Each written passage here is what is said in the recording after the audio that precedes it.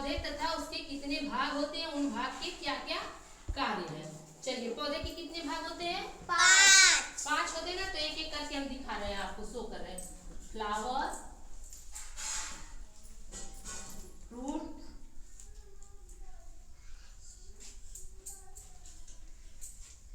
ये है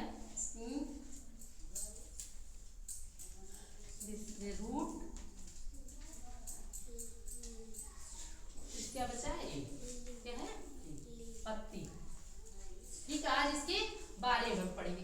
पौधे के 5 भाग होते हैं, फूल, फल, तना, जड़ और पत्ती। इसके अलग अलग कार्य हैं। पहला प्रमुख भाग क्या होता है? जड़। जड़ का कार्य क्या होता है? पौधे को मिट्टी में अच्छे से जमा के रखती है।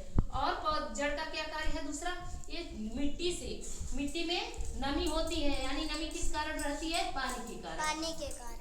ठीक है, जड़ क्या करती है? मिट्टी से खनिज लवण, जल, सारे अवशोषित पदार्थ को अवशोषित करके पौधे के अन्य भागों तक पहुंचाती है। और दूसरा भाग है तना। तना का क्या कार्य है? जब जड़ जो मिनरल्स होते हैं, खनिज पदार्थ, उनको एब्जॉर्ब करके तने तक पहुंचाती है। तना का कार्य यहीं से शुरू होता है। उन सब को वे पौधे के विभिन्न भागों तक पहुंचाती है। और दूसरा क्या काम है इसका? ये पौधे को स्थिर तथा सीधा खड़ा रखती है। और उसके बाद आता है हमारा फल। फल जो होता है, फल का निर्माण क्या? फूल से ही फल का निर्माण होता है। फल खाने योग्य भाग होता है।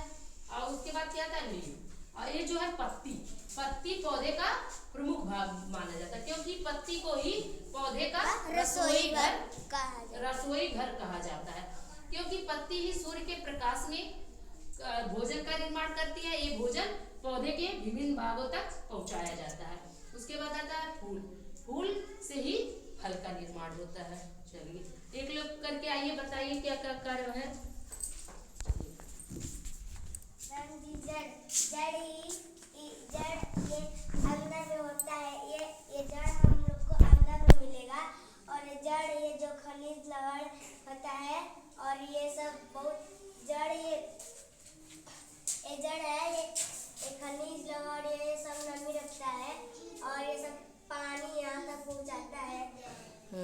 और तना का क्या कार्य है? तना इस पौधे को सीधा रखता है।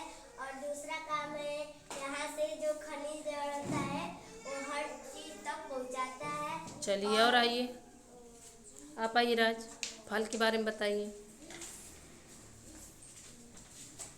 फल और फूल का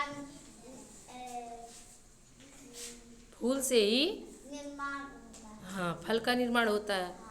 फल किस काम आता है? खाने का। चलिए, और आइए, कोई और आ रहा है? हाँ, रसोई घर पौधे का रसोई घर कहा जाता है। चलिए, आज हम देखें पौधे तथा पौधे के विभिन्न भाग तथा इन भागों का क्या क्या कार्य।